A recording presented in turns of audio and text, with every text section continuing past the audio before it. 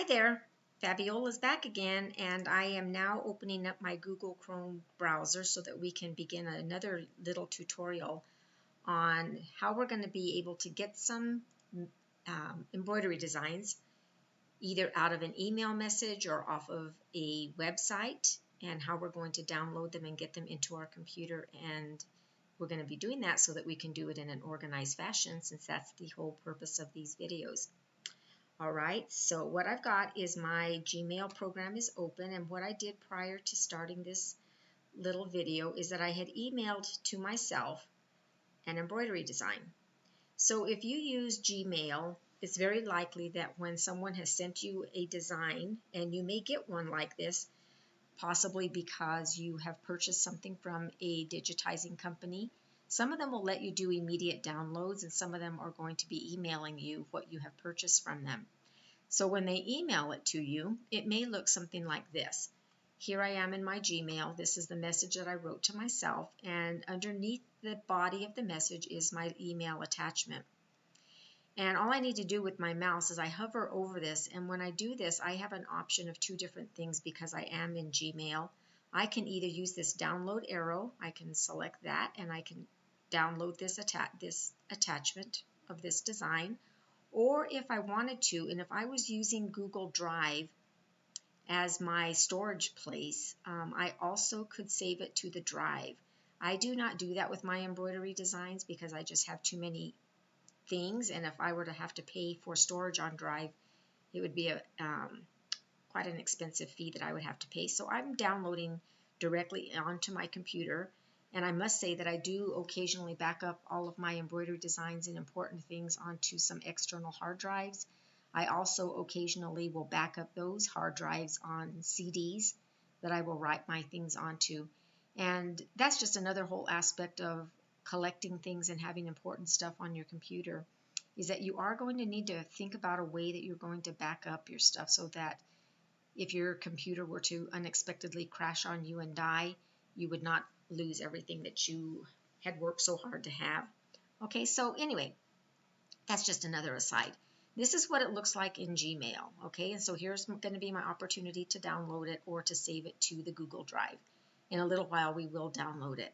But prior to doing that, I'm going to minimize this screen. Actually, I won't minimize it. I'm just going to come down to my taskbar on the bottom, and I'm going to open my Edge Mail. Now, I've mentioned in the first video that I don't tend to use Edge Mail very much because it doesn't sync real well with my iPad and my iPhone, and Gmail just seems to do a better job of keeping all of those things together, and it's just more efficient for me. So that's my number one reason why I don't tend to use the Edge Mail. But there's nothing really wrong with the program. It's a good program, and it may suit you just fine. So anyway, this is what the very same email that I sent to myself looks like when I open it in Edge Mail. And here, instead of the attachment being underneath the body of the message that I sent to myself, it's actually on top of it. And if I hover over this, actually what I'm going to do is I'm going to click off of here for just a second and look at a different email, because something that I noticed when I opened this one, it's taken a little while to open up. I want to reopen it because something that happens with this is sometimes when you first open an email that has an attachment in it, it will ask you if you want to download it. And what that does is it's basically creating that link between the actual attachment and your email or something like that. And so what happens is right here is where this attachment is at. If I click on it, it's actually trying to open it there, and I didn't really want to do that. I think it's because I already played around with this design that this exercise might not work very as well as I wanted it to do. I can right click on this file, and I can either try to open it or I can try to save it. Now I don't want to open it, and that's something that confuses a lot of people, is because they think that when someone has emailed them something that they ought to open it, and technically that's going to try to screw with your mind a little bit, pardon my language for it, because you need to first of all be able to unzip this. This does say that it's a zipped file, which means it's been compressed in order to get it to send through email efficiently. And so opening it is not going to be the best choice for you at this point. What you really want to do with it is you want to be able to save it. So when I hit the save button, just like when we were saving the little snip picture of the snowman face a while ago, what opens up on my screen is probably going to be, more than likely will always be, the last place that you tried to save something or did save something is where it's going to open up. So the last thing that I had open on my computer was I was just in my plain old documents folder, and so that's where it's going to want to try to put this new folder. Where I want it is I want to have it in Favi's embroidery. So I would double click on my Favi's embroidery. I'm going to scroll down through my list of things because this is a letter. It's a number or a letter A from this particular file name is called Mardi Gras Alphabet. And I'm going to scroll down until I find my folder that is called Fonts and Monograms. I'm going to double click on my fonts and monograms. I know where I got this design from, and I got it from a company that's called Basket Case, and here's their folder. So I'm going to double click on Basket Case. It's in this Mardi Gras collection. So I will double click on Mardi Gras collection and open it up. And at this point in time, if I wanted to rename this, did you notice a while ago this was in the blue highlighted appearance, which meant that I could have called it something different, renamed it if I wanted to. I'm not going to do that at this time. I'm just going to go ahead and leave it as it is. And right now, I'm going to go ahead and say save. So when I do that, look at the message that I get. It's telling me that this already exists. The Mardi Gras alphanumeric A zip already exists, and do I want to replace it? Just for the purposes of this exercise, I'm going to say yes. But typically, if you already had that file, you would probably say no because you don't need to overwrite it. But if you thought that maybe there was something wrong with that file and you wanted to overwrite it, you could do that too. I wanted to just show you this here in the Edge mail because it just looks a little bit differently than the one over in Gmail. Okay, so one of the other things that happens here in Edge mail is that oh, I don't know what I was going to say about it. I'm sorry, I lost my thought. So I'm going to just minimize this for now, and I'm back in my Gmail program.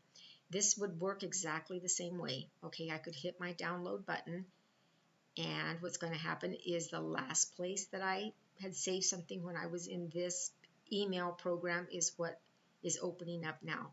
So what would I do? I would just do the same thing I did when I was in Edge mail. I'm in Favi's embroidery. I would just scroll down my list until I got to my fonts and monograms folder, double click on it, find the folder that I wanted to put this into, and continue to do that, and then I would hit save. What's going to happen? It's going to ask me if I want to replace the one that's already there. So that's the process of downloading directly from an email. Now, that is how it works because of a very important thing that I have set on my computer. And what I'm talking about is up here on your upper toolbar of your Chrome browser. It's going to be the same kind of a situation whether or not you're using Firefox or Edge browser or any of those other ones. Somewhere in this zone up here, you are going to find a button that is called your Customize and your Control button. And usually what it looks like is these three little dots. Sometimes it will look like a gear, but for the most part, what I have discovered is that it usually is either a 3-dot or a gear. If you double click on this, it's going to open up a menu, and I hope my recording device doesn't crash, because sometimes that happens when you've got too much going on. I'm going to shut this down just to try to minimize some problems that I might have. Okay, let's see if it'll open up now. Okay, so I've clicked on it. I just did that with a single click. And it's opened up this menu. If I scroll down through all of the things on here, I can come down to Settings, select your settings, and a new window is going to open up. And there's going to be some things in here that, if you're not familiar with internet browsers, you're going to have some controls and things like that within here. You can set themes for your background images and all kinds of stuff in here. But if you scroll down, down, down, you are going to find down at the very bottom this advanced button. I'm going to click on it, and it opens up even a few more options that I might have available here for me, okay? One of which is I'm scrolling down and I'm coming down to this section called Downloads. So this Downloads button, the automatic place where your computer is going to want to save things that you download is in this location. It says Location. The location is the C drive under Users, FAVIM, and Downloads. Do you remember a little while ago in the first video that I was showing you that tree, and I was showing you that on the C drive, if we scrolled way down on that list, that we had this Users and then with my name? Well, within that name, this is one of the folders that's in there. This is the download folder. This download folder is the same one that shows up when we are looking at our File Explorer, and it's this folder right here. Okay, I'm going to minimize that screen. I don't want my stuff to go there as an automatic place to store stuff. And the reason that I don't is because then I would have to come back into this download folder, find that thing that I downloaded that got saved into that folder. I would have to remove it by cutting it out of there using my right mouse button and putting it into the folder in my embroidery folder where I actually would want it to be stored so I could find it again. That to me is too much work. I would just rather be efficient, and I would rather download it and put it in the place where I want it to be right from the very start, rather than having to take these extra steps and getting it out of that download folder. So I hope that makes sense to you. This is a personal preference, but it is also a way for you to be efficient and to not forget that you might have a bunch of things piling up in your download folder that you need to deal with and organize later. So one of the things that you can do underneath here is that you can select this, turn this button on, okay, which is telling me I want the computer to ask me where to save each file before downloading. And that's exactly what you saw happen when I was downloading from those emails. The computer was asking me, where do you want to put this thing? And that's how I was able to navigate into my Favi's embroidery and into the fonts and monograms folder and find that vendor that I wanted to put that design into. Okay, so it's very important, in my opinion, that you keep this turned on. And if you wanted to always go to some other default location rather than just this download folder, you could choose to do that as well, and you could hit this change button.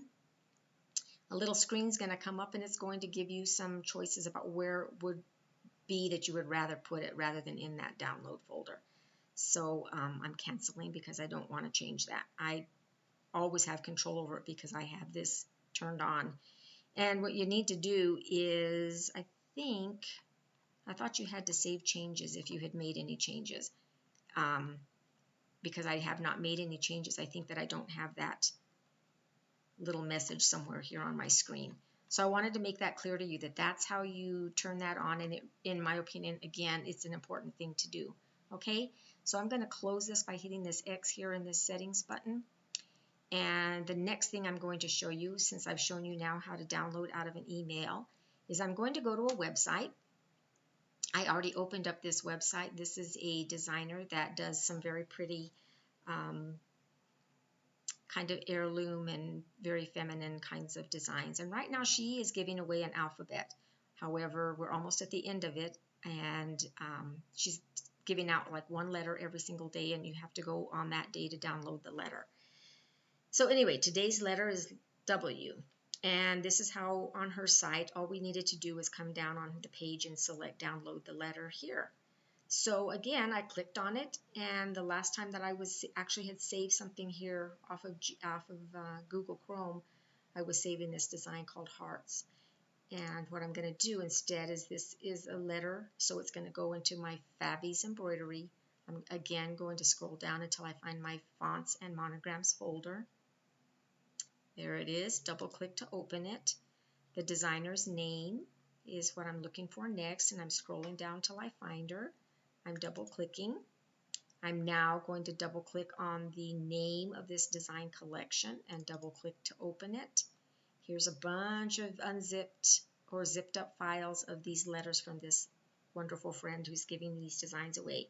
I don't want to change the name of it right now, although I could just shorten this maybe to W. Maybe what I'll do is I'll just click in the box there and show you. I've clicked there twice, kind of slowly. and I could backspace to get rid of the word download and just keep it as a W. And then I'm going to say save. A little thing happened over here in the bottom left-hand corner to show that it actually was downloading, and it completed. I'm going to minimize my screen, and now I'm going to show you about unzipping these things. So I'm coming to File Explorer, double-clicking on it to open it. I am coming now to my Documents folder, Fabi's Embroidery. Remember where I was at before? I was in Fonts and Monograms. The first one I'm going to do is the one that I just did. So I'm scrolling down to that vendor. I'm double-clicking on her folder. And again, I'm double-clicking on the folder where I just saved my design. Remember that I called it a plain old W? So here it is. Here's all the other letters that she's given out thus far. And here's the one that I just downloaded. Now there's a couple of different ways I actually handle zipped files. And what a zipped file means, I think I mentioned this a while ago, is that when a vendor has included a lot of embroidery formats in one folder, in order for those things to be moved through the internet and downloaded smoothly from the internet, they do something that they call zip it or compress it, so that it compresses that file so that it travels through the internet easily. In order for our embroidery machines to use these files, we have to take them out of these compressed folders. And they're called zip because one of the first programs way back that actually helped us to unzip files and to zip files was called WinZip, Windows Zip program. But now our Microsoft Windows programs actually have a built-in extractor, and we don't have to actually use WinZip for most of these zipped files. So the easiest way to do this actually is to right-click on it with our mouse button, and on this little window that has popped open, I can come up to here and I can see Extract All. When I click on Extract All, another window pops up, and it is asking me to select the destination where I want these extracted files to go into. Well, you know, I want them still to be in Fabi's Embroidery. I still want it to be in the Fonts and Monograms. I still want it to be in this Vendors folder, and I still want it to be in this design collection.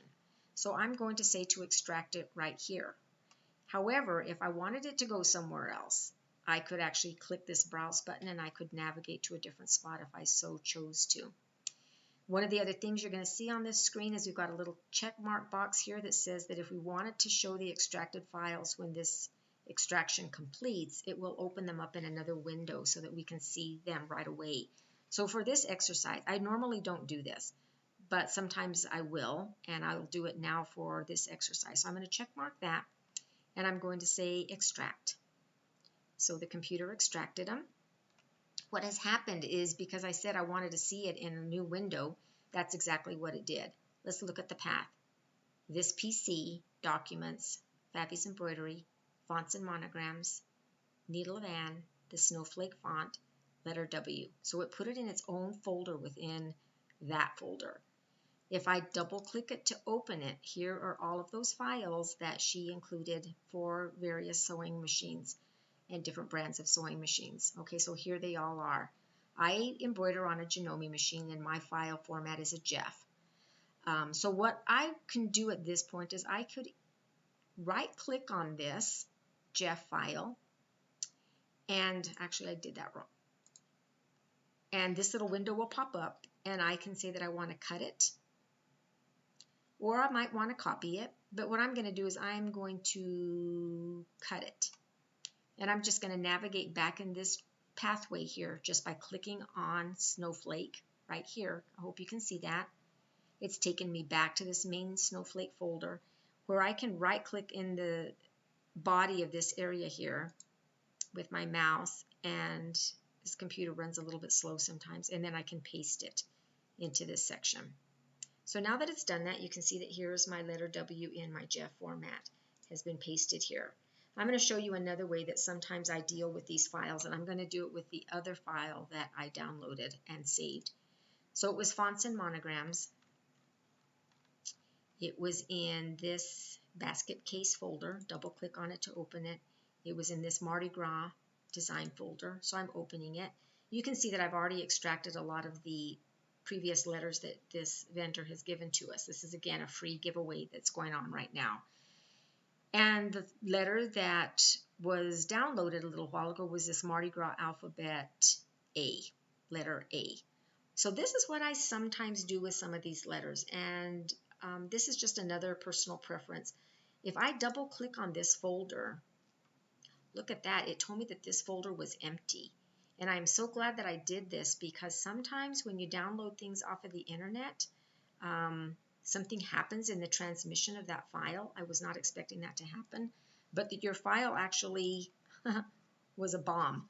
So what I'm going to do is I'm going to open up a new tab. I'm back on the internet again. I'm going to come back to that website, and I'm going to re-download it, because obviously something went wrong.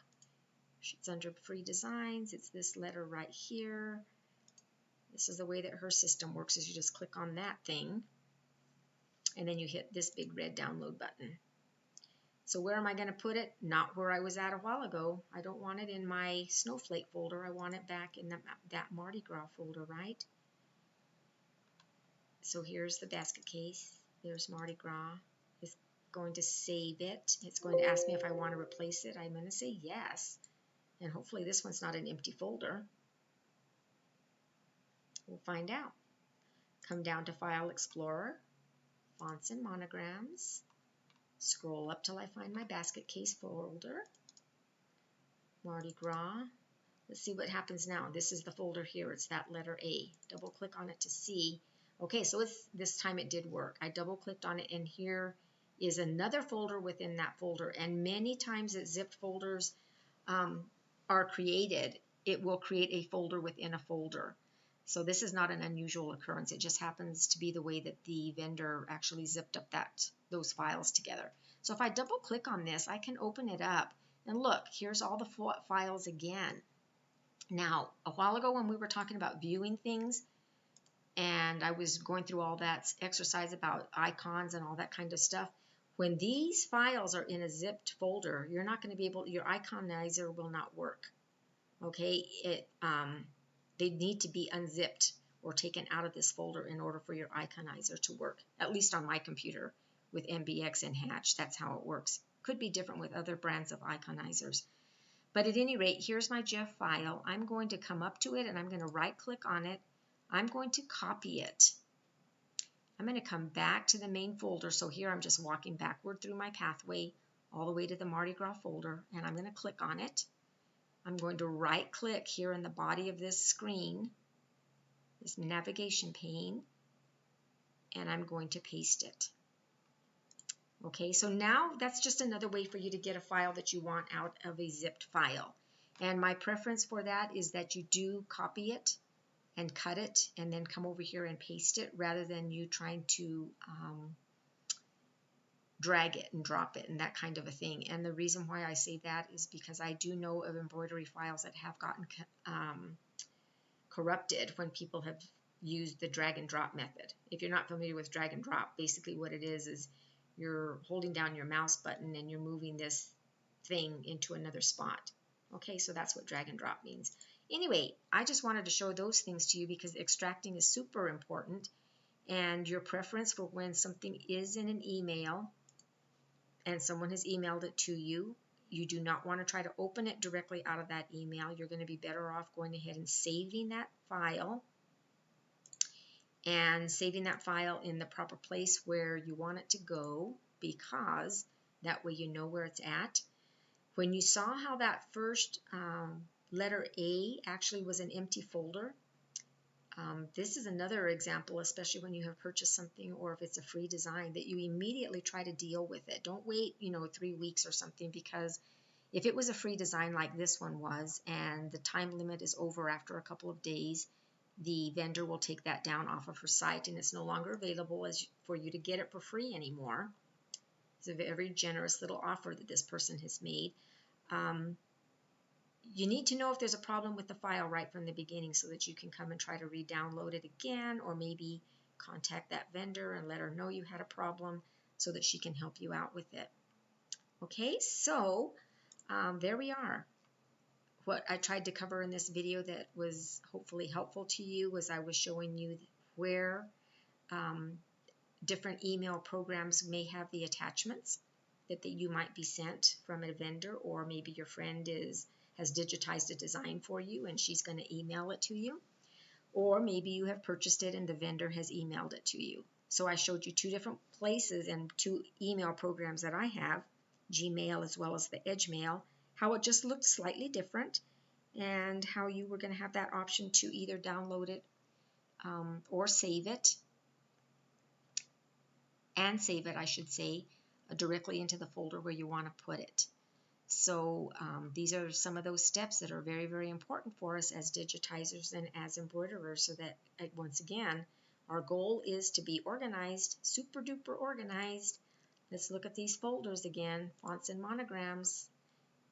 I've got lots of companies that I have gotten designs from for years and years and years, and I use some of these designs in my projects and as inspiration in projects, and I'm keeping them organized so that I know where they're at somewhat easily. You know, when you're already getting up to thousands and thousands of designs, you're going to sometimes just be amazed at the stuff you have forgotten that you have.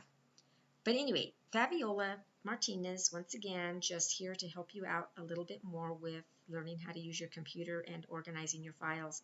I hope that you've learned something today and you have found this helpful. Thanks for watching, and bye for now.